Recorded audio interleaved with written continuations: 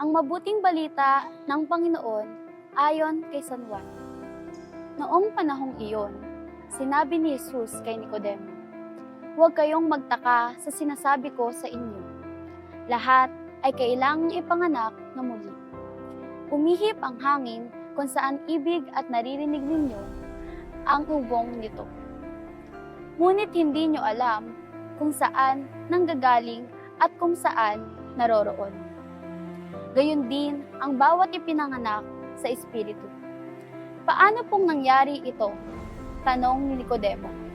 Sumagot si Jesus, "Guro pa naman kayo sa Israel, ay hindi nyo nauunawaan ang mga bagay na ito?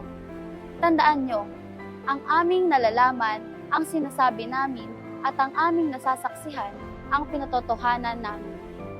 Ngunit hindi nyo tinatanggap ang aming patotoo.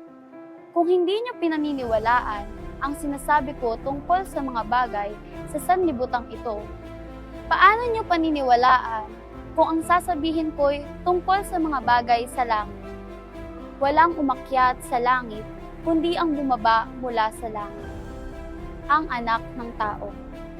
At kung paanong itinaas ni Moises ang ahas doon sa ilong, gayon din namin kailangang itaas ang anak ng tao, upang ang sinumang sumasampalataya sa Kanya ay magkaroon ng buhay na walang hanggan."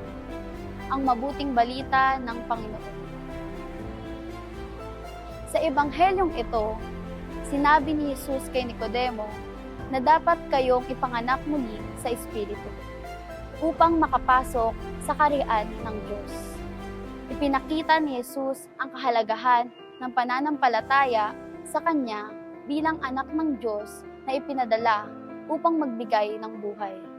Ang pananampalataya sa Kanya ay nagdudulot ng kaligtasan, at Siya ang tanging daan upang makamtan ang buhay na walang hanggan. Ang pagtanggap kay Jesus at ang Kanyang paghahandog ay nagpapakita ng ating bukas na puso sa biyaya at kaligtasan. Naway maging maligaya tayo sa pagtanggap sa Kanyang kaloob at patuloy na magtiwala sa Kanyang plano para sa ating buhay.